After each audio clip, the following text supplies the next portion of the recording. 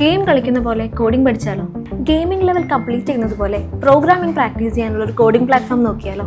ഗൂഗിളിൽ കോഡിടെക് എന്ന് പറഞ്ഞ് ടൈപ്പ് ചെയ്യുക, ദെൻ ഫസ്റ്റ് വരുന്ന ലിങ്ക് ക്ലിക്ക് ചെയ്യുക, ദെൻ സ്റ്റാർട്ട് ചെയ്യുക.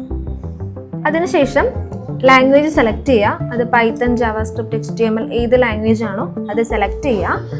ദെൻ എക്സ്പീരിയൻസ് ലെവൽ, നമ്മൾ ബിഗിനർ ആണോ ഇൻ്റർമീഡിയറ്റ് ആണോ എക്സ്പീരിയൻസ് ലെവൽ സെലക്ട് ചെയ്യുക.